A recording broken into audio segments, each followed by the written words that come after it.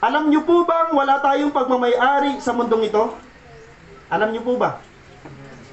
Maaaring ang iba sa inyo dito may titulo na lupa. Praise the Lord. Pero hindi sa inyo yan. Papa, parang nagulat kayo Maaaring may sarili kayong sasakyan, pangalan nyo nandun, pero pasensya na.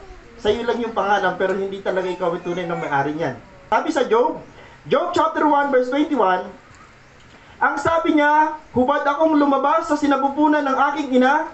Okay, hubad din akong babalik sa lupa. Yung salitang hubad, meaning to say, wala akong dala. Unang Timoteo chapter 6 verse 7, wala tayong dinalang anuman sa sanlibutang ito at wala rin tayong madadalang anuman pag-alis dito. The moment na ma-realize mo, tama, wala nga pala akong dala nung isinilang ako, sabi ni Job.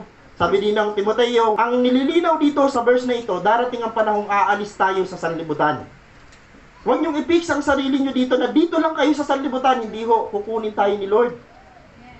Wala tayong dinalang anuman sa sanlibutan ito at wala rin tayong madadalang anuman pag alis natin dito. Balikan ko lang, wala po tayong pag-aari sa mundong ito. Bakit? Sapagkat lahat ng mayroon tayo ay may tunay talagang nagmamayari. Sino yan? Isaiah chapter 66 verse 2, sa lahat ng bagay, ako ang may likha, sabi ni Yahweh. Yung verse 1, si Yahweh nagsasalita.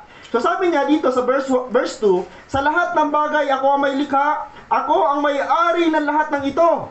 Kiniklaim ng Diyos na siya may-ari na meron ka. Papayag ka ba ng pag-aari mo ay kay Lord? Kay Lord kasi talaga yan. Kay Lord yan lahat. Okay, ano ang tawag sa atin? Mga katiwala lamang po tayo ng Diyos na siyang tunay na nagmamay-ari ng lahat. Ang tawag pala sa atin ng Panginoon ay steward. Mga katiwala lang tayo ng Panginoon. Kung binigyan ka ng magandang buhay, praise the Lord, binigyan ka ng magandang buhay, at yung magandang buhay na yan, gusto ng Panginoon gamitin mo para sa kapurihan ng pangalan niya. Amen. Mga katiwala lamang po tayo ng Diyos na siyang tunay na nagmamay-ari ng lahat.